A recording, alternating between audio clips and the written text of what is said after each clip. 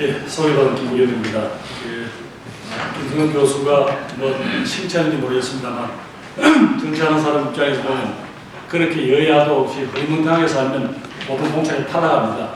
그래서 이제 그런 두려움 때문에 이제 고향에 내려갔는데 아까 김 교수께서 쭉 흐름을 다 정리를 해주셨으니까 뭐라고 제가 뭐 말씀드리기도 어렵습니다. 그러나 제가 깜짝 놀란 것은 우리 사회에서 이 자리에 계시는 이런 분들, 각 분야에서 단순한 오피니언 리더가 아니라 정말 디사이시브한 오피니언 리더들께서 이렇게 또 보니까 좀 정치적 성향조차도 이렇게 여야를 넘나들어서 이렇게 모실 수 있다는 것 자체가 우리 김성환 교수님의 영향력뿐만 아니라 그만큼 아마 한국 사회의 이런 과제에 대해서 다들 고민하고 계시다는 징표가 아니겠나 싶습니다. 사실은 뭐 PPT 자료를 통해서 몇 가지 준비를 해봤습니다만 평상시에 제가 여기저기 가서 학생들한테 맞게 또 기업인들 맞게 이야기를 하는 것들을 조금 이렇게 해야 겁니다. 또 오늘 우리 김 교수가 말씀하셨습니다만 사실상 어느 순간 그 영호남의 대립으로 상징되던 그 지역주의는 점차 이렇게 조금 빛깔이 옅어지는 대신에 사실은 수도권과 지방이라는 아주 엄연한 현실적인 이 지역 갈등으로 이렇게 지금 자꾸 번지고 있는 것 같습니다. 그리고 여야 정치인들 다 같이 오겠습니다만 사실상 많은 국민들이 기대하는 왜 정치를 통해서 당신들은 좀 뭔가 문제를 풀어야 단서를 못 만들어 주느냐는 아마 지적이 모두 아픈 것 같습니다. 마침 또 우리 국민들이 기대를 받고 있는 우리 정몽준 의원님, 또 야당의 유일한 그래도 이 거시경제를 해본 이용수 의원님, 또 우리 통상외교를 하면 떠오르는 우리 여당의 우리 김정은 의원님 한 분 한 분 참 귀한 분들이 이 자리에 오셨고요. 그 귀한 것은 앞으로 또 그나마 한번 뚝심을 보여주실 수 있는 김두관 지사도 오셨고 또 여당 또 청년 지도자 김상민 의원 뭐 감사합니다. 한 번 또 우리 선배님들한테 이거 뭐 제가 이걸 떼기가 참 어렵습니다만 그래도 지금까지 고민했던 걸 한번 자술선한 심정으로 말씀드리겠습니다. 10대 장군들 주시는 예, 지금 그러면 여기 저 PPT 누가 한번 책임져 주시겠어요?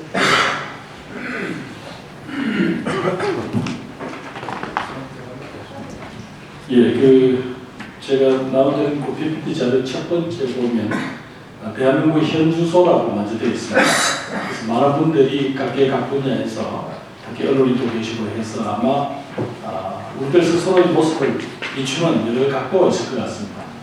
그 중에서 정말 대한민국이라는 게 지금 우리가 자부심을 느낄 만한 위치 또 그만한 실질적인 내용을 갖추었냐에 대해서 제가 조금 몇 가지 준비를 해봤습니다. 여기 보시면 예를 들면 하지만 고용률 중에 청년 고용률이 지금 한 39.7%입니다. 그동안 우리는 자꾸 실업률 중심으로 좀 통계를 보다 보니까 조금 우리가 현실적 감각이 좀 떨어진 것 같아서 고용률 중심으로 보니까 현재 고용률이 64%, 5% 수준인데 청년 고용률은 40%가 되지 않습니다. 아마 많은 젊은이들을 지금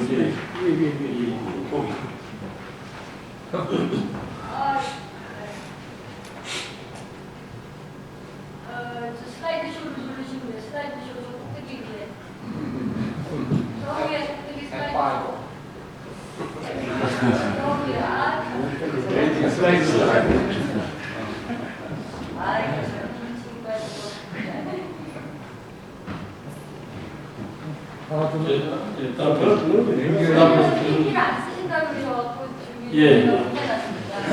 제게 아마 젊은이들을 우울하게 하고 그 친구들은 좀 압박해 하고 비정규직 시장으로 내몰리고 또 사실은 알바 인생으로 내몰리고 그리고 또 3%에서 4%, 5%입니다. 여러분 잘 아시다시피 연애, 결혼, 출산 안 하는 3% 세대에서 이제는 인간관계 포기 그 다음에 이제 사실은 뭐 내 집 마련 포기 이렇게 5% 세대라고 스스로 자족하고 있습니다.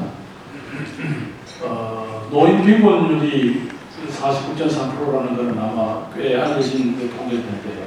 노인 자살률은 제가 여기서 통계청 자료하고 얼마 전에 중앙일보에서 이렇게 낸 자료하고 차이가 있어서 제가 수치를 인용은 못했습니다.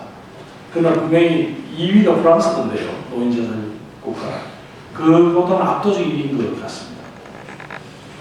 그 다음에 쭉 보시면 뭐 다른 건 모르겠습니다만 지금 이 정부가 어떻게든 경제를 살려보겠다고 하고 야단 보고 발목을 잡지 말라고 그러는데 참 어려운 것 중에 하나가 평균 가계 부채가 지금 재정부되더라고요. 작년 통계입니다. 그래서 대한민국의 맨얼굴이라고 부르는데 여러분 잘 아시다시피 우리는 지금 위험 사회이고 갈등 사회이다. 이 부패 사회라는 부분은 아마 여러분들이 여기저기서 많이 들으셨을 겁니다만 제가 어디 젊은이들하고 이렇게 강연 자리에 가보니까 이 김영란법에 대한 질문이 참 집중적으로 쏟아집니다. 김영란법에 대해서 대충 어떤 내용인가 여러분이 아실 거니까 설명을 드리지 않겠습니다. 곳곳에서 우리 사회에서는 봉투를 통하지 않으면 되는 일이 없다는 어느 날 어떤 그런 풍토를 모두 다 젖어 있더라고요. 그래서 지금 이래 가지고는 안 되는 거 아닙니까? 그 다음에 성장의 한계에 부딪힌 경제라는 여러분들이 너무 잘 아시니까 제가 그렇게 것 같고요. 그럼 도대체 이 대한민국의 맨얼굴이 뭘까라는 생각을 해봤습니다. 제가 요즘은 대구를 갔으니까 잘 압니다만 제가 이제 우리 군포에 있을 때는 일주일에 한 번은 반드시 대중교통을 이용을 했습니다. 일부러 지하철이나 버스를 타면서 좀 이 감각을 안 잃어버리려고. 보면 충분히 짐작하시겠지만 가끔 여러분들도 지하철 한번 타보십시오만 한 번도 표정이 밝거나 이런 사람이 잘 없습니다.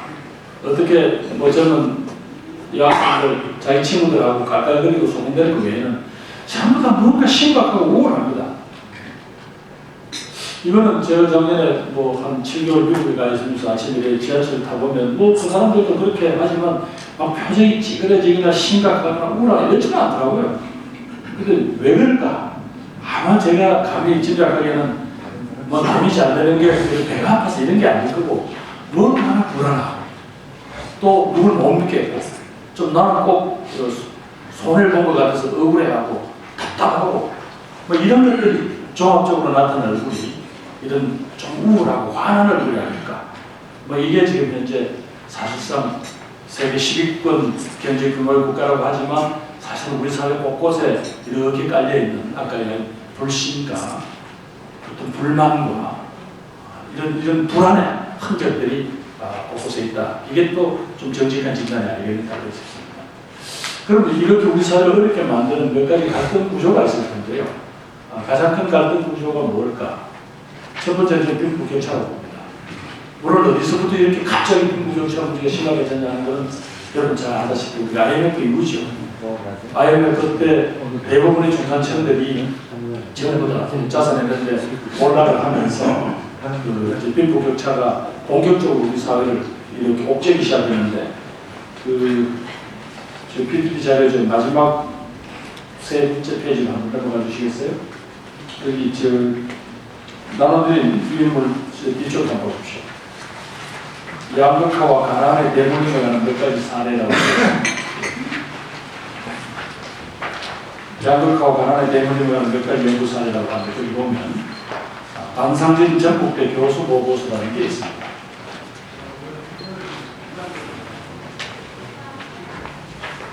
쭉 한번 넘어가야 이 페이지. 저 위에 그 자료 그 밑에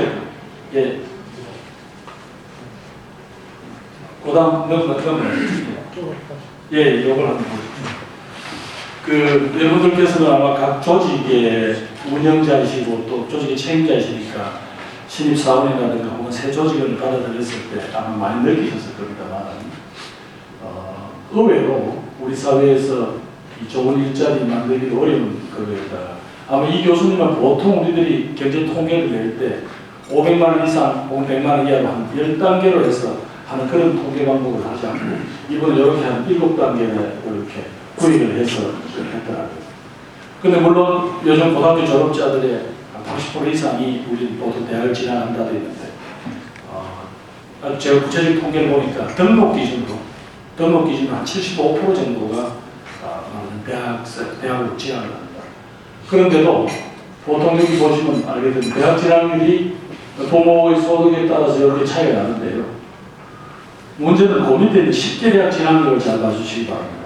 이 10개 대학이라는 게 이른바 스펙이 되는 우리 사회에서 그 일자리에 이렇게 들이밀었을 때 비교적 그 유리한 노동시장에서 그나마 대접을 받는 대학입니다.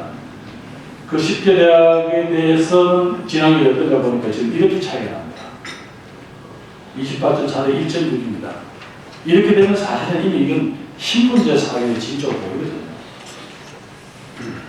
제가 제 밑에 써놨습니다만 부모의 경제적 수준이 자녀의 교육 기회를 결정하고 대학 진학 여부가 출신 학교는 노동시장에서의 대우와 연계되고 있다는 점에서 양극화의 악순환은 재생산되고 있다. 아마 이게 우리 세대들, 특히 이 자리에 계시는 각 분야의 대표들께서는 이걸 우리가 좀 염두에 둬야 될 것 같습니다. 우리가 이런 사업을 만든다고 하진 않잖아요. 제가 이제 최근에 이 아르바이트를 하는 젊은 아이들을 조금 만나보니까 아이들 보고 뭐 도전하라, 뭐 열심히 살아라 말을 하기가 어려울 정도더라고요. 어떤 아이들은 보니까 수업을 일주일에 이틀씩 몰아듣더라고요. 그 왜? 나머지 남은 가난한 학교를 안 가고 알바를 하기 위해서.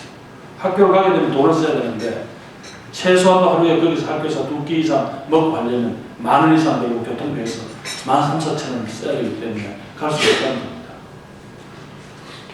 그리고 자기 친구들이 알바를 할 때 하고 자기가 그 알바를 안 하고 그 시간에 공부를 해서 장학금을 받는 것이 어느 게 유리할까를 따져서 학교 수업 시간 한쪽을 모르고 나머지는 그냥 집에서 공부를 해서 하는 거 보니까 뭐라고 말을 하기가 어려운 그런 청년들이 많았습니다. 고단해져요. 마침 이 자리에 우리 김상조 교수가 계시는데, 김상조 교수라는 우리나라 재벌들의 파행과 반칙에 대해서 가장 많이 경고음을 냈던 분이죠. 근데 지금 제가 혹시 자료가 잘못됐나 해서 다시 봤습니다. 여러분 보십시오. 1인당 GNI는 2,780만 원인데 상위소득 1%는 연 3억 전선이었는데 문제는 중간소득자입니다. 쭉 여러분 알다시피 쭉 위에서부터 세워서 쭉 저 끝까지 갔을 때 중간 소득자가 1,660만 원입니다. 좀 믿으시겠어요? 그러니까 1,660만 원. 또 그래서 저는 혹시 다 이것저것 하고 말하자면 가처분 소득이냐 그게 아니고 실질적으로 국세청에 신고한 소득. 그 이제 종합 우리 신고하잖아요. 거기 플러스 아마 최소한도 객관할 수 있는 자료를 가지고 했더니 이렇게 나오는 겁니다. 그리고 이것은 지금까지 우리가 생각했던 국민의 평균 소득이라는 어떤 개념하고는 차이가 많이 나는 현실이 어렵습니다. 그래서 우리들이 그동안 평균의 함정에 빠져있는 정부 정책을 이제는 하위 계층의 소득을 집중적으로 끌어올려서 이 중간값 자체가 끌어올려야 사람들의 삶에 실질적인 어떤지 개선되지 않겠느냐. 앞으로 돌아가시죠. 그래서 이 양극화라는 이 엄청난 이 시대의 과제를 우리가 두고 이 정치권이 여기에 대한 어떤 진지한 토론이라든가 이런 부분, 여기 여야가 특별히 있을 게 뭐습니까? 이런 토론이 지금 우리 정치권에서 이루어지고 있지 않다는 게 상당히 비극이고 답답합니다. 이념 갈등 문제는 연원은 깊습니다. 근본적으로는 또 최근에 그 헌법재판소에서 지금 통합진보당 해산 문제를 가지고 토론을 하고 있습니다만 거기에 이 증인으로 나오는 분들이 쭉 여러 가지 하는 것들을 종합을 해보면 결국 이념 갈등의 가장 큰 고리는 결국 6.25 전쟁이라는 우리 동족 상잔의 그 아픔이 가장 밑바닥에 있었습니다. 양쪽의 군사를 충돌할 만큼 어떤 강한 우리들이 상처가 있기 때문에 쉽사리 이야기할 수는 없습니다만 바로 이념 갈등이라는 게 사실상 쭉 지난 한 60년을 살아오면서 우리 삶에서 상당 부분 양쪽에 서로 간의 이 삶의 조건이 비슷해지고 하니까 사실은 이게 좀 이제 넘어설 때로 되었는데 서로 이 상대방을 이렇게 규정해서 정치적으로 편가르게 하는데 이념 갈등이 아주 유용한 틀이잖아요. 그러니까 수골이든 좌빨이든 그 두 개만 남는 거 아닙니까? 수골통이냐 좌빨갱이냐. 근데 정말 우리가 그렇습니까? 우리 사회가 정말 그렇게 쫙 가를 만큼 그렇게 맹렬하게 그렇게 구분져지는 건 아니지 않습니까? 그런데 좋든 싫든 이념 갈등 때문에 사실은 정말로 합의해야 되고 사회적 합의를 이루어야 될 노동 문제부터 해서 무슨 앞으로 보편적 복지 문제, 뭐 연금 문제를 포함한 이런 문제 등등에 대해서 하나도 지금 구체적인 진전이 없습니다. 여러분들은 자꾸 여의도 국회 욕만 하시는데 이런 큰 문제들, 이 비정규직 문제 이런 문제들을 도대체 여의도 국회가 무슨 권한으로 자기들끼리 다 하게 해내겠습니까? 그 국민적인 성인이 있기 전에는 곤란합니다. 제가 세 번째 지역 갈등을 넣었는데 아까 대성 교수께서 말씀하신 대로 정말 이 잠재된 이 지역 갈등, 좀 지역 갈등이라고도 지역 감정이라는 이 원초적인, 어찌 보면 상당히 과장된 이 원초적인 감정을 가지고 자꾸 정치적으로 악용하는 게 문제죠. 아마 이 자리에 연세가 조금 있으신 선배들은 잘 아시겠지만 현재 지역 갈등 문제 하면 아이고 그거 해결 안 됩니다. 그거 신라 백제 때부터 내려오던 겁니다. 아닙니다. 해방 당시에 우리 독립운동을 하셨던 여러 자료들이나 혹은 그때 남아있던 분들의 구술 자료를 보니까요. 그때 이분들끼리 무슨 지역 감정이 있었고 이런 게 전혀 없었다고. 일본이라는 절대적인 어떤 적에 대항하는 과정에서 우리 민족 내에 혹은 독립운동하는 분 내에 이런 감정이 없었더라고요. 정확하게. 오히려 독립운동 내에 민족주의파와 사회주의파 간의 갈등은 있었지만 저건 없었더라고요. 그리고 당시는 해방 당시 인구 구성을 보니까 뭐 정확한지 모르겠습니다만 대충 5대 6 정도로 비슷비슷하더라고요. 그런데 이것 자체가 언제부터 마치 무슨 그게 됐냐라고 하지만 저는 뭐 결국 71년 선거에 우선 구체적으로 63년 대통령 선거 민정이양했던 첫 선거 윤보수 후보와 박정희 후보의 대결일 때 박정희 후보가 지금 15만 표 정도 이기셨습니다. 그런데 그때 호남 지역에서만 박정희 후보가 떴던 게 35만 표입니다. 지역주의라고 할 수 없지만 그게 정치적으로 이렇게 악화되기 전 모습입니다. 아마 가장 결정적인 것은 1971년 대통령 선거 박 대통령 3선 하실 때 그때 아마 여러분 잘 알다시피 김영옥 후보는 나오지 않습니까? 중앙정보부와 전국의 호남인들이 밀집하는 지역에다가 호남인이 단결하려는 찌라시를 갖다가 막 뿌려서 이 지역 감정을 유발하는 현장이 나옵니다. 그리고 당시 국회의장이셨던 이호상 씨가 어디 가면서 이번에 지면 우린 다 빠져 죽자는 이야기 그때 처음 나오죠. 그때부터 이 정치인들이 제일 처음에는 아마 쭈삣쭈삣하면서 이 지역 감정을 정치에 활용했던 것 같은데 결정적인 것은 결국 1990년에 3당 합당을 하고서 사실상 호남을 이렇게 소외시켰지 않습니까? 소위 왕따시켰잖아요, 사회적으로. 그때부터 한쪽은 살기 위해서 또 한쪽은 자신들의 어떤 그 지배블록을 강화하기 위해서 이게 정치적으로 더 많이 악화된 것 같고요. 그대로 선거 때마다 사실상 이건 여야 구분 없습니다. 적당하게 잘 써먹었죠, 그죠? 적당. 이 소선구제 하에서 양당이 무슨 정책 경쟁할 필요도 없고 우리가 남이가 안 맞으면 선거가 다 끝나는데 뭐 무슨 그렇게 그런 게 있습니까? 바로 그 지역 갈등 문제가 우리 정치를 이렇게 폐화시켜도 전혀 어떤 이 문제점이라고 의식하지 않고 하는 것들이 더 문제인데 근데 지금 저희가 내려가 보니까 뭐 광주도 다녀보고 대구도 다녀보고 사실 지방도시들끼리 또 지방끼리 이럴 일이 아닙니다. 정말 가난한 시골 동네라고 보시는 게 딱 맞더라고요. 지방도시는. 각 도시마다 젊은이들이 1년에 10,000명 이상씩 막 떠나고 있습니다. 못 사는 거죠. 일자리 없습니다. 그저 거기에는 점점점 나이가 들어가는 자기의 땀으로 기름밥 먹어가면서 성공했던 그 조만조만한 중소기업 사장님들만 한숨 짓고 있습니다. 여러분 잘 아시다시피 그분들 주로 대기업에 납품하는 2차, 3차, 4차 배들들이죠. 뭐 자본이익이라는 그거 얼마나 되겠습니까? 세대 갈등 문제는 긴 말씀드리지 않겠습니다. 여러분 다 느끼시죠? 한 번도 아버지와 아들 간에 혹은 뭐 우리 부모 세대와 자식들 세대 간에 합의되는 게 거의 없을걸요. 음악부터 시작해서 뭐 하나도 뭐 거의 같은 취미가 없잖아요. 유일하게 저는 뭐 딸만 있어서 술 먹는 취미까지는 내가 비교를 못 해봤습니다. 뭐 하나도 받아주는 게 없더라고요. 넘어가시죠. 다음 페이지. 자, 그럼 한국 정치가 왜 실질적인 것을 생산을 못하냐고 이런 어두운 현실을 자꾸 이 정복시키느냐는 지적을 한번 해보십시다. 저는 기본적으로 이념의 관이나 정책의 빈곤이 한국 정치가 가장 그런 것 같다. 지금 저는 뭐 여기서 아까 집권 세력에 대해서는 긴 말씀 드리지 않겠습니다. 다음은 제가 속한 야당인 경우에 보면 소위 말해서 좀 저희들 어느 순간부터 실력이 없어졌습니다. 방금 이용석 위원 계시다가 지금 뭐 오늘 시청자 때문에 나가셨는데 저는 거시경제를 실제로 다뤄본 분이 우리가 있어봐야 뭐 여러분이 알만한 딱 선수들 손에 잡히잖아요. 강동균, 이용석, 김진표 이런 뭐 거시경제를 책임져 본 사람들이 없어졌습니다.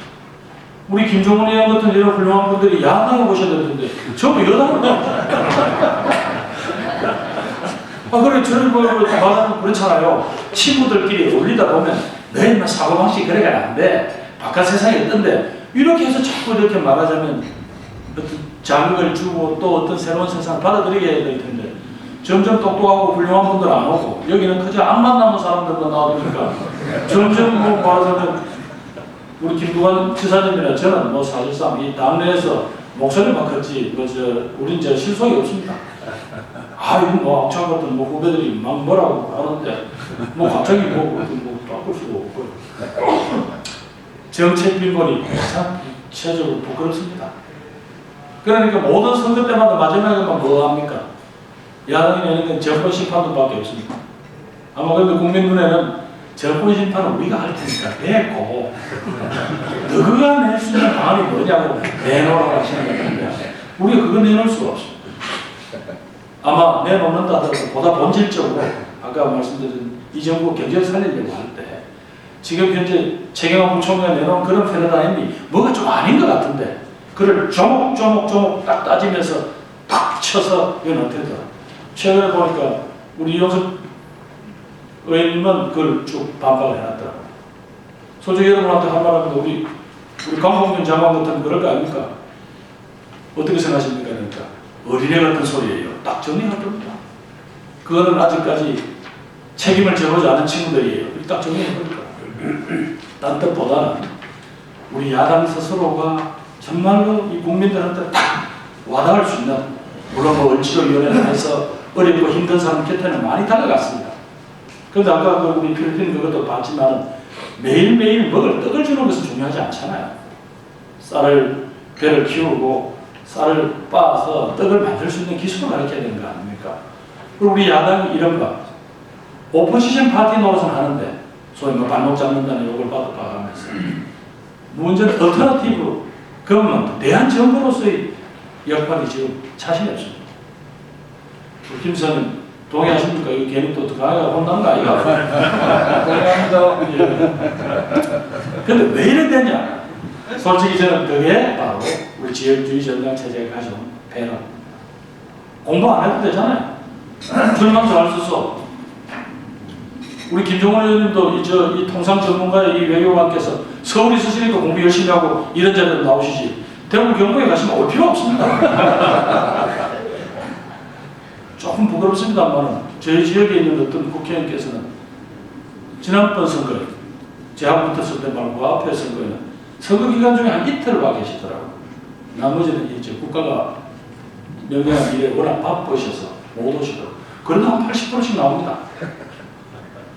그럼 왜 이런 공동체가 이게 무슨 미래가 있겠습니까? 반응이 있을 수가 없잖아요. 젊은이들이 이렇게 몸부림을 치고 울부짖는데 거기에 대해서 답을 할 이유가 없죠. 뭐 표는 찍어주는 놈 다 있는데 사실은 관광기록부 체제입니다. 여야 마찬가지입니다. 자기 동네에서 딱 또아리만 들고 있으면 공천 줄 사람이 누군가 딱 보고 센 사람한테 줄만 잘 서면 뭐 뭔가 국회의원 하는데 지장이 없고 그러니까 아까 말씀드린 대로 이 소선구제 하에서는 이 지역 정당구도를 깨지 않고는 새로운 변화가 불가능합니다. 오늘 뭐 조선보가 그런 칼럼을 쓴 것 같은데요. 왜 요즘 좀 소위 여당이나 보수가 이렇게 막말로 조금 건방을 뜨냐? 갈로 야당이 제대로 되어 있지 못해서 소위 천적이 없으니까 이 생태계가 교란되고 엉망되었다. 그런데 진짜로 한번 봅시다. 천적이 없습니까? 우리 주변 바깥에 우리를 늘 정말 가볍게 보고 언제든지 건드릴 수 있는 천직들이 없습니까? 무지무지 많지 않습니까? 제가 어느 대학에 가서 이른바 좀 괜찮은 대학 가서 여기서 너희들이 국내에서 무슨 너희 친구들하고 경쟁해서 좀 좋은 성적 내고 이 대학 들어와서 좋은 기업 갈 찬스 있다고 가보지 마라. 인근 중국이나 일본에 비해서 너희들 게임도 안 되잖아. 뭐 영어 좀 못한다는 거가 탓하진 않는다. 도대체 너희들 시대가 함께 너희들과 함께 가야 된다는 복이 없으면 우리가 뭘 너희들한테 기대할 게 있냐. 그런 정도 출세주의자들은 쎄들렸다. 이게 이제 바로 이 강고한 기득권 체제를 깨야 되는데 요즘 저는 나중에 말씀드리겠습니다. 고민도 남들이 하죠. 지역주의 정치 현실을 극복도 하는데 현실에 대한 진단은 저는 아까 말씀드린 대로 겉으로는 이번에 이정현 의원이 당선되고 나니까 제 지역은 제가 피부로 느낍니다. 소위 그 정당이 내가 속한 동네를 그거 하지 않았어. 쉽게 이야기하면 대구 같은 경우면 너희 당이 제가 속한 새정치민주연합이 전라도 당에서 찍지 못하겠다라고 하는 이야기들은 많이 들어왔습니다. 저 이정현 의원한테 늘 감사한 게 그 부분인데요. 이제 이분들한테 정말로 실질적으로 당신 아이들의 일자리가 어떻고 또 야당이 던지는 어떤 그런 이런 이 남북 문제를 풀어가는 게 어떨까? 중국을 어떻게 하고 뭐 이런 이야기 이제 조금 먹힐 여지는 생겼습니다. 그러나 사실은 제가 조금 열심히 이제 이야기를 해봐가지고 뭐 좀 이렇습니다. 뭐 전자권 문제 어떻습니까? 실컷 해보면 마지막에 꼭 한마디 하죠. 자, 막 극복 방안 우리도 이제는 이제 이런 데 있으니까 하죠. 제가 말씀드렸잖아요. 사실은 영남이나 호남이나 지금 뭐 비참합니다. 일자리하고 젊은 사람이 떠나는데 무슨 다른 이야기도 할 게 있습니까? 물론 거기도 문화를 하시는 분도 있고 예술하는 분도 다 있더라고. 근데 전부 다 위축이 되어 있습니다. 저는 뭐 KTX 덕분에 매일 아침 올라갔다가 저녁에 내려가기도 합니다만 이 KTX 덕분에 이런 뭐 보따리가 좀 있는 우리 사모님들도 전부 뭐 쇼핑을 서울 와서 하는데 또 여기 아까 보니 병원 원장님 와 계시던데 지방 손님들한테 좀 싸게 받으세요. 의료까지도 여기 와서.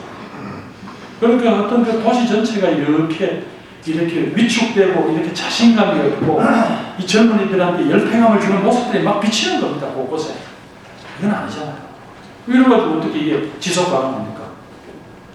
수도권 일대 여기 있으면 좀 밝으면 대한민국 밝아지는 겁니까?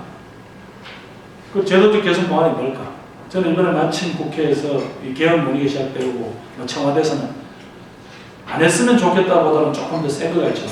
그러나 뭐 개헌이라는 것도 무슨 대단한 건 아니잖아요. 87년 대한민국에 합의된 체제가 더 이상 여러 가지 이렇게 한계에 이르렀다. 그 중에 물론 권력 구조 문제도 있습니다.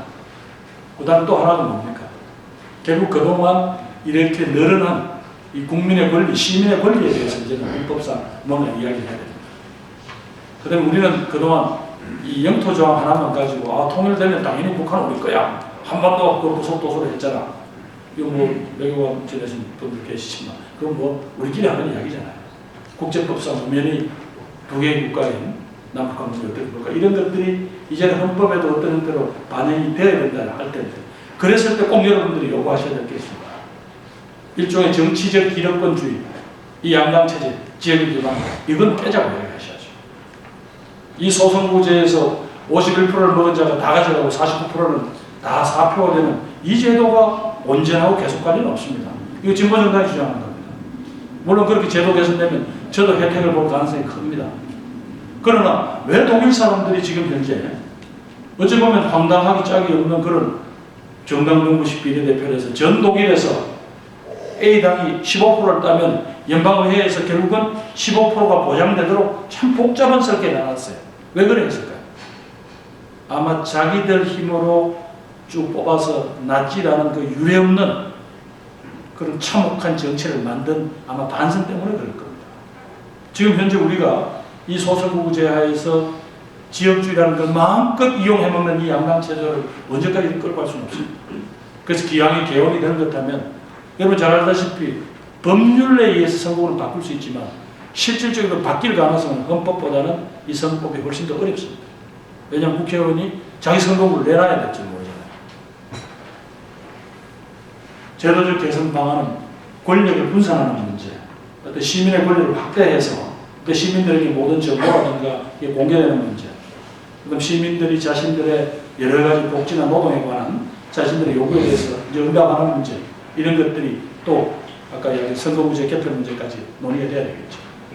행위자 대안은 저는 뭐 우선 젊은이들한테 그렇게 이야기합니다. 당신들은 자꾸 문제를 던지고 화를 내고 짜증을 내고 이렇게 하긴 하지만 실질적으로 가장 중요한 게 하나 빠졌다. 제가 50대인데 50대에 비해서 20대가 현재 투표율이 정확하게 반이랍니다. 그러니까 당신들은 결정권이 없다. 결정력이 없다. 그러니까 굳이 당신들한테 가서 표를 얻고자 하는 사람들이 당신들에게 맞춤형 정책이라는 게 별로 없다. 아까 우리 김상민 의원 말씀드렸더니 심지어 지금 영남 지역에서도 20대, 30대에 있어서는 지금 아마 여당 쪽이 상당히 이렇게 뭐 이렇게 코너에 몰릴 정도로까지 뭐 야당이 지원한다 그러는데 투표율까지 감안하면 사실 아직은 별로 위협적이지 않은 것 같습니다. 그런데 이 행위자들로서 기본적으로는 사실은 국민들이 이 문제를 발언하셔야 됩니다. 이 젊은 친구들을 보면 뭐 SNS라든가 이런 다양한 빠르게 전파할 수 있는 소통 수단, 광범위하게 또 전파할 소통 수단이 있습니다. 아직 저희 세대들은 기본적으로 아침에 새벽에 일어나면 신문을 보고 그다음에 그중에 또 궁금한 게 있으면 뭐 인터넷에 뒤지는데 그 정도는 쫙 그냥 이거 하나로 다 해결하지 않습니다. 그런데 이런 사회적 이슈에 대해서 반응할 길이 많이 있습니다. 그거 안 합니다. 그 다음에 또 하나는 결국은 유권자 혹은 국민으로서 시민으로서의 그런 행동이 요지된다면 뭐 저는 기본적으로 자꾸 이제 도전하는 정치인들이 있어야 되겠죠. 이정현 의원이 승리한 거는 뭐 단순히 뭐 그분이 예산 폭탄을 터뜨리겠다 뭐 1년 반짜리 이런 문제라기보다도 아마 그 오랜 동안 이 지역주의라는 멍에를 호남 민중들 스스로가 이건 아니다. 이런 식으로 민주당처럼 죄송합니다. 새정치민주연합 같은 이런 친구들이 이 무한 애정은 빨아먹지만 이 대한민국을 위해서 뭔가 못하는 거 아니냐라는 어떤 그 분노가 이번에 응축됐다고. 물론 뭐 다음 선거 결과를 우리가 예측할 수는 없지만은 바로 그분들 스스로도 만들어 놓고 난 뒤에 대단히 자기들 스스로의 선택에 대해서 놀라우셨다는 이야기를 쭉 보셨을 겁니다. 아마 저 개인적으로는 아마 다시 뭐 3세파이라고 큰 소리를 쳤으니까 다음 이제 다시 한번 총선에서 도전하려고 합니다. 이번에 뭐 중요 선거 전략이 뭐냐 우리 선거 전략이 뭐 있어? 이번에 떨어지면 정말 자살할 기다, 마누라한테 쫓겨날 기다 뭐 이런 거 해가지고 근데 그것만 하고 되겠습니까? 여러분들 이 자리에 계신 분들이 각종의 사회적인 네트워크를 통해서 실질적으로 이 서울에서 수도권에서 쳐다봤을 때 혹은 인터내셔널한 관점에서 봤을 때 너희들의 그런 어떤 그 일종의 그 원초적인 의리라는 게 얼마나 우스꽝스러우냐.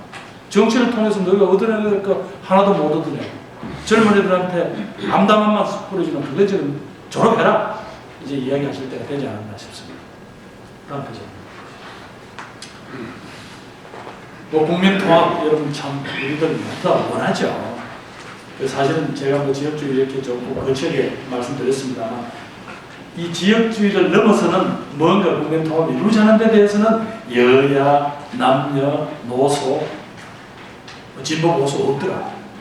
이건 뭐 어떻게 공유하는 걸 보면 적어도 우리가 뭔가 통합된 공동체, 똑같은 꿈을 꾸는 정도, 같은 꿈을, 같은 방향을 적어도 바라보는 정도는 다들 그런 기대를 하고 있더라. 그래서 아마 박근혜 대통령의 4대 지표가 그 중에도 국민 대통합 시대를 연다는 게 아마 있었던 걸 기억이 나는데요. 아마 그분도 당신 자신이 쭉 다녀보고 못 느끼셨겠어요? 이대로 심각하다. 뭐 어떻게 하면 그게 가능하겠냐? 첫 번째, 저는 공공성의 회복이 중요하다고 봅니다. 아마 여기에서는 이 자리에 계시는 분들 중에는 현장에서 각종의 어떤 정말로 불합리한 그런 억지에 많이 시달리셨을 거예요. 그럼에도 불구하고 한 개개인이 먹고 사는 문제를 내 개개인이 알아서 책임지라고 할 수는 없습니다. 이렇게 노동시간 조건이 있고 또 이렇게까지 일자리에 또 폭이 제한되는데 열심히 하면 잘 될까 이럴 수는 없죠. 제가 가봤더니 우리 대구 지역에서 작년인가요? 이 국어교사랑 사회교사를 뽑는데 한 3명에 4명 뽑더라고요. 근데 학생들이 무려 얼마나 한 2,000명 정도죠. 이게 할 짓입니까? 3명, 4명을 뽑기 위해서 2,000명이 그 1년 동안 그 교사 시험 준비를 하도록 내버려 두면 사실 이런 제도 하에서 이 결국 사기치는 거 아닙니까? 그거보다 로또 복권 당첨되는 게 훨씬 확률이 안 높겠습니까? 그러니까 결국은 일자리를 만들어주고 너희들한테 인생에 니들 스스로가 개척할 수 없는 문제를 우리가 책임지겠다라는 건 정도는 사회적으로 합의를 해줘야죠. 먹고 사는 문제, 이런 문제는 이제는 개개인의 취향의 문제가 아니다. 열심히 하면 될 텐데 게을러서 그렇지 이렇게 이야기할 수는 없잖아요. 저는 그게 이제 공공성의 회복으로 나타나야 된다고 보고요. 이건 사회적 기운입니다. 분위기입니다. 특히 이 자리에 계시는 많은 어른 여러분들께서 자꾸 똑똑하고 성공하고 하는 거 좋습니다. 그러면서도 항상 그분들한테 왜 우리가 그분들한테 빌 게이츠나 워렌 버핏과 같은 좀 크게 이 공동체를 파다는 이야기를 할 수 있잖아요. 우리 재벌 미워하고 대기업 미워하는 거 아니잖아요. 약본이. 저희들이 바보입니까? 그분들에 의해서 일자리도 만들고 한국 경제가 그래도 이만큼 끌고 가고 있다는 데 대해서는 우리가 말은 안 해서 그렇지 다 마음으로부터 동의를 하잖아요. 근데 이제는 아까 그걸 넘어섰잖아. 노동조건 문제, 개개인의 문제가 아니잖아. 비정규직 문제, 개개인의 문제가 아니지 않습니까? 대학을 졸업해서 1년에 한 50만 정도가 노동시장에 나오는데 이 친구들 스스로 여기 빠지를 달고 혹은 내 스스로 어디 가서 여친한테나 혹은 자랑할 만한 정도 중매시장에 스스로 내놓을 수 있는 정도가 한 5만 정도입니다. 그럼 어떡합니까? 이 45만 들어. 이게 1년, 2년 지금 쌓여서 지금 그 친구들을 전부 알바적으로 뭐로 지금 저 비정규직으로 참 내놓은 거 아닙니까? 연대성의 회복입니다. 이 젊은이들 만나보니까요. 이 세상이 만인에 대한 투쟁이라고 우리 옛날에 배웠죠. 홉슨이라는 사람이요. 그런 심리 상태입니다. 어릴 때부터 서로 친구들끼리 노트도 안 빌려주잖아요. 이전에 우리 왜 옛날 다 경험 쓰시잖아요. 시험 칠 때 꼭 전마 이번에 성적 올려둬야 되면 제일 뒷자리에서 먼저 시험 친 친구 나가면서 슬쩍 시험지도 흘려주고 가고 이래가지고 갑자기 성적도 좀 올려주고 뭐 이런 거 많이 하셨잖아요. 또 뭐 그래야 또 어리는 놈이 되고 그랬던 거 아닙니까? 그게 없습니다. 모두 다 고독합니다. 내 스스로가 어쨌든 살아야지 하고 열심히 스펙 쌓고 합니다. 근데 그까지 해결되는 거 아니지 않습니까? 그 아이들한테 그런 사회적인 분위기가 현실이기 때문에 너도 그 적응에 살아라고 이렇게 할 수는 없지 않습니까? 그 이제 가끔 혹시 내셔널 지오그래픽이나 EBS에 보면 그 남극에 있는 그 펭귄들 이야기 나옵니다. 그 남극이라는 데가 혹독한 주인데 그 펭귄들이 참 똑똑하더라고요. 그 다 비슷비슷한데도 자기 새끼하고 남의 새끼 다 구분하더라고요. 평상시에는 절대로 그 암컷으로 사냥을 해오면 딱 지 새끼만 보입니다. 근데 날이 춥고 거기에지면 보니까 내 새끼 남의 새끼 할 것 없이 제일 안쪽에 집어넣고 그 다음에 암컷들이 둘러싸고 그 다음에 조금 덩치가 작은 수컷들이 둘러싸고 그 다음에 덩치가 큰 제일 바깥면에 수컷들이 둘러싸고 그래서 이제 학자가 보니까 이거를 허들링이라고 표현해놨더라고요. HUDDLING. 왜 허들 객기인데 허들이라는 게 뭐 보니까 뭐 여기저기 어지럽게 늘어놓다 이런 뜻인데 마지막에 보니까 스크럼을 짜다 이런 어떤 뜻이 있더라고요. 이 바로 스크럼 짝입니다. 이 어려운 시대에 그 애들, 젊은 애들 또 우리 어려운 이웃을 그냥 내팽개쳐가지고는 해결이 안 됩니다. IMF 위에 우리 서울역 앞이라든가 이런 각 그거에 있던 저 노숙자들 그때 우리 많이 걱정을 했잖아요. 그동안 쭉 좀 사라졌더니 요즘 다시 또 여기저기 가보니까 곳곳에 보니까 그분들이 이제 자리를 잡기 시작했더라고요. 그 이대로 팽개칠 수는 없습니다. 바로 이 어려운 시대에 그 젊은이들한테 우리가 스크럼을 짜면 극복할 수 있다라고 그 친구들한테 메시지도 주고요. 아마 각 조직별로 또 사회적으로 우리가 이런 기운들을 보여야 될 것 같습니다. 제가 좀 어설프지만 민주공화국의 가치라고 회복이라고 해봤는데 이건 조금 우리가 이제 헌법에 대해서 워낙 곳에 논쟁이 많아서 잘 조금 넣었습니다만 사실상 우리가 뭐 민주라는 걸 우리가 다들 잘 알고 권리를 주장하고 공화국이라는 데 대해서 너무 우리가 쉽게 생각하는 것 같습니다. 뭐 공화국이라는 잘 아십니다만 이 소위 우리 대한민국이라는 것은 왕이나 특별한 무슨 세력이나 귀족이라든가 뭐 특별한 계급이 책임지는 나라는 아니잖아요. 우리 모두 다가 나를 같이 지켜야 되고 같이 세금을 내야 되고 같이 자식들을 키워 교육을 시켜야 되는 우리 책임이 나누어 있지 않습니까? 우리 공화국이죠. 함께 책임지는 나라 아닙니까? 근데 그 공화국이라는 게 어느 날 이 부모 잘못 내서 그간 친구들한테는 쫙 영원한 기회의 땅이고 아닌 친구들은 이거 뭐 어떻게 나와서 해볼 도리가 없는 아까 우리가 보셨잖아요. 이렇게 사회적 경쟁을 시켜놓고 열심히 하는 놈만이 성공해 이렇게 이야기할 수는 없지 않습니까? 우리 부모 세대가. 뭐 어설프지만 제가 말씀 마쳐야 되겠습니다. 지역 갈등을 넘어서 국민 통일과 민족 통일을 기록하자 하는데 뭐 다분히 조금 이제 구호적입니다만은 아까 말씀드린 대로 이 현재의 과거의 지역 갈등 그러니까 저희 1971년 정치적인 선거 과정에서 오로 맞선 게임을 하던 이 대통령제의 전통화에서 드러났던 이 전폭되고 삼당 합당으로 인해서 완전히 한 지역을 소외시키고 고립시킴으로써 더 커졌던 이게 이제 그 국민들 손으로 서서히 걷어낼 준비를 하고 있는 것 같습니다. 제가 지난번 이정현 의원 당선되고 난 뒤에 어디 인터뷰에서 그런 이야기를 했습니다만 어찌 보면 이정현은 한 마리의 제비일지 모르겠다. 지역주의를 넘어서고 국민 통합의 시대를 열고 그러나 그 한 마리의 제비도 오지 않으면 아직은 보면 꿈꿀 수 없는 거 아닙니까? 그 한 마리의 제비를 통해서 한 마리의 제비를 통해서 이제 우리는 봄을 이제 준비하자는 신호를 사회 곳곳에 보내자.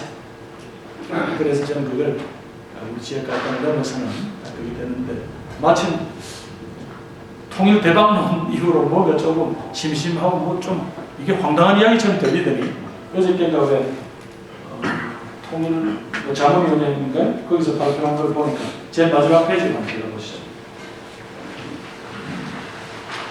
예, 여기 한번 보고 조금은 뭐 아직까지 실감이 안 되는 이야기입니다만 그동안 이제 통일의 비용이 너무 많이 들기 때문에 혹은 통일의 과정이 너무 혹독할 수 있으니까 혹은 통일이라는 게 기본적으로 우리 힘으로 되지 않기 때문에 이런저런 이유로 조금 통일에 대한 어떤 열망들이 조금 이 쿨 다운되는 건 사실입니다. 그런데 그저께 그 김병현 교수가 이렇게 발표한 자료를 보니까 아마 기본 참고 자료는 아마 2009년에 고드만 삭스가 낸 자료를 가지고 좀 했던 것 같은데요. 그냥 단순히 수치가 중요한 게 아니라 이런 어떤 경제적 기회가 열린다는 게 얼마나 중요하겠습니까? 그래서 지금 우리 생각에 동서독처럼 그렇게 투자하려면 1년에 한 50조씩 20년을 투부해야 되는데 그 돈을 어떻게 감당해? 아유 나 못해. 이런 문제는 아니다. 투자와 비용을 따진다면 아까 이야기한 대로 투자한 것은 언젠가 회수가 될 거고 투자가 된다는 것은 결국 우리 어디서 파이낸싱을 할 수 있다는 뜻 아니겠습니까? 그죠? 이런저런 이야기를 했을 때 통일한국은 이러이러한 정도의 가능성이 있다. 뭐 제가 굳이 통일한국까지 이야기한 것은 우리 공동체가 젖히고 있는 이 많은 문제들이 사실은 이런 비전하고 쭉 같이 매치가 되면 사실 사람들이 툭툭 텄니다. 제가 대구에서 많은 분들하고 이야기를 하죠. 동신들 아까 저 앞에 집 돌아갈까요? 앞에 집 한번 돌아가 주세요. 네. 그 앞에. 다른 것과 틀린 것을 구분해라. 당신들하고 지금까지 살아온 환경이 다르고 분위기가 다르니까 다를 수는 있지만 생각하는 것도 다르고 다를 수도 있고 심지어는 좀 언어도 사투리를 많이 쓰는 것도 다르더라고. 다를 수는 있지만 틀리지는 않잖아. 같이 살아야지. 요 작은 틀 내에서 경상도, 전라도, 충청도가 서로 조금 뭔가 어색하다고 그거 이렇게 어르렁거리기 시작하면 앞으로 이 북한이 2,500만 하고 어떻게 살래? 맛이 훨씬 더 거칠고 어투도 전혀 다른데 어떻게 살래? 그렇다고 뭐 남한의 텔레비가 뭐 북한 전역을 뒤덮고 일상적으로 그냥 매일 저녁 여기서 일어나고 있는 어떤 이 사회적 그 분위기가 그대로 전달되는 것도 아니잖아요. 이런저런 것들을 우리는 준비해야 될 것 같고 그런 분위기를 만들기 위한 첫 토대가 이 지역 문제를 지역 갈등 문제 중에서 지역 감정 문제는 이제 좀 넘어서 거기 지역주의에 온전한 이 정당 체계에 대해서는 좀 혼을 좀 내고 그래서 한번 우리가 국민 통합이라든가 혹은 한민족 공동체는 큰 길로 갔으면 좋겠습니다. 감사합니다. 제 말씀.